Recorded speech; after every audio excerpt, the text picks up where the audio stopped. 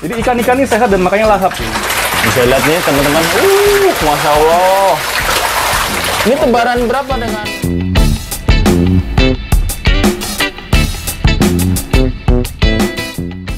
Halo, apa kabar sahabat bisnis terbaru? Budidaya ikan nila merah sejauh ini memang banyak macamnya, namun salah satu yang banyak dipilih oleh para petani ikan yaitu sistem RAS. Sebelum kalian memahami apa saja yang harus dipersiapkan untuk budidaya ikan nila, sebaiknya pelajari dulu yuk apa sih itu sistem RAS. Ini dia, cara budidaya ikan nila merah Bangkok sistem RAS.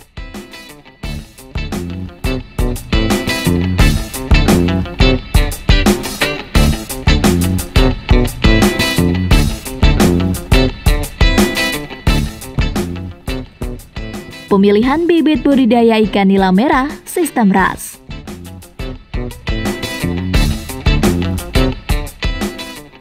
Sistem RAS atau yang disebut dengan Recirculating Aquaculture System adalah sistem budidaya ikan nila di mana air dalam kolam disirkulasi kembali melalui proses yang membuat kotoran ikan, sisa makanan, senyawa hingga gas beracun hasil efek samping dari kotoran ikan bisa dijebak di dalam tangki pengendapan atau filtrasi. Setelah melalui tahapan tersebut, air akan kembali ke dalam kolam. Kotoran serta senyawa yang berbahaya juga sudah mulai hilang atau berkurang. Dengan proses itulah, air yang kembali ke kolam akan tetap stabil dan sehat. Sehingga dengan begitu, bakteri tidak berkembang. Kesehatan dan daya tahan ikan terjaga, nafsu makan ikan tidak menurun, sehingga dengan begitu pertumbuhan ikan menjadi lebih cepat. Secara garis besar, penerapan teknologi sistem RAS tidak perlu wadah yang besar, sebab teknologi RAS cukup dilakukan dalam bak-bak kecil dengan kapasitas 10 ton air. Memilih bibit ikan nila yang sesuai dengan untuk budidaya ikan nila sangatlah penting.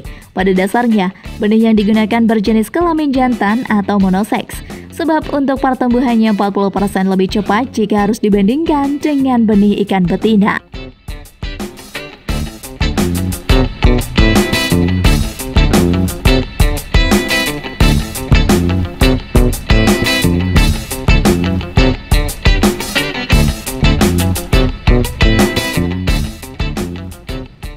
Pemilihan tanah budidaya ikan nila.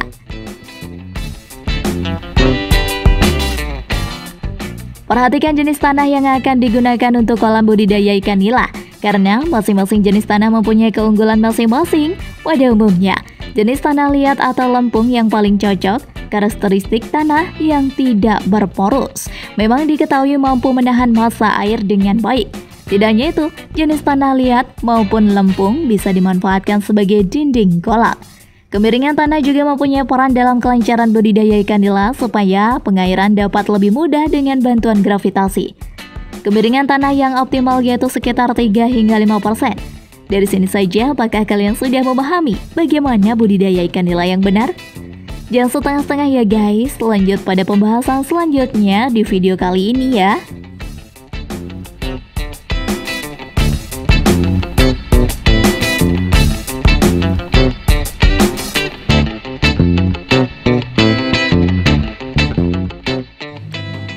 Kualitas sumber air.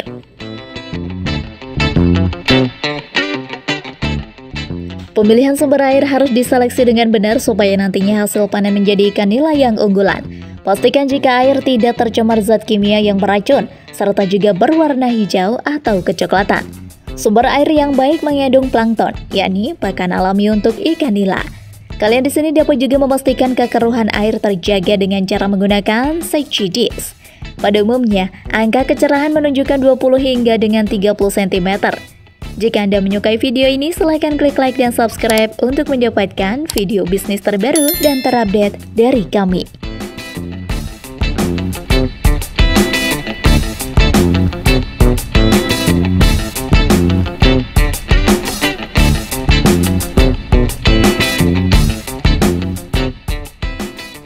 Persiapan kolam ikan nila.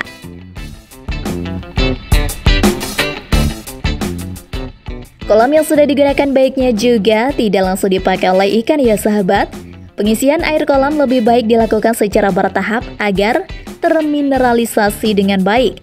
Media perairan yang sehat dan siap digunakan terlihat dari adanya jentik serangga, cacing, atau anak seafood di dasar kolam.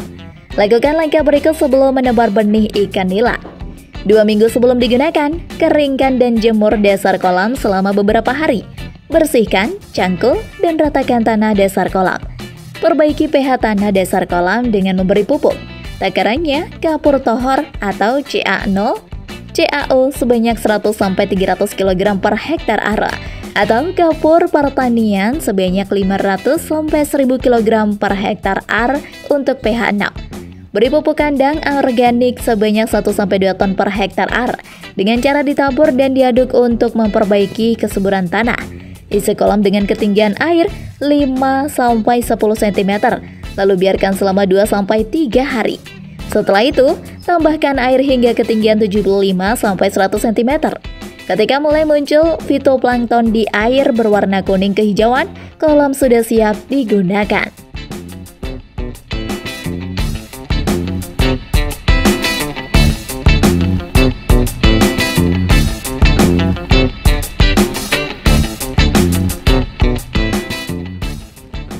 Penebaran benih ikan nila. Setelah kolam siap digunakan, saatnya menebar benih ikan nila. Baiknya memakai teknik aklimatisasi supaya benih bisa menyesuaikan diri dengan media perairan dan tidak kaget dengan perbedaan suhu, tekanan, pH, salinitas, dan jumlah oksigen. Kolam budidaya yang sudah ditebar benih jangan ditinggal begitu saja, harus terus dijaga, diawasi, dan dirawat.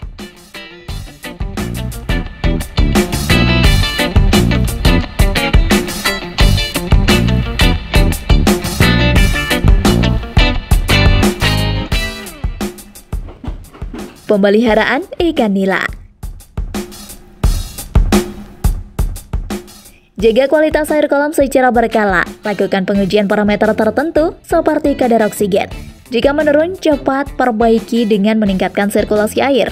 Apabila kadar asam sulfat dan amonia dalam air tidak seimbang, akan timbul bau busuk pada kolam.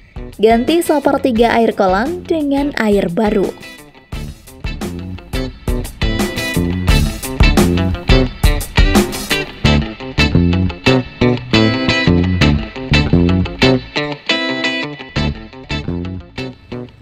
Panen ikan nila.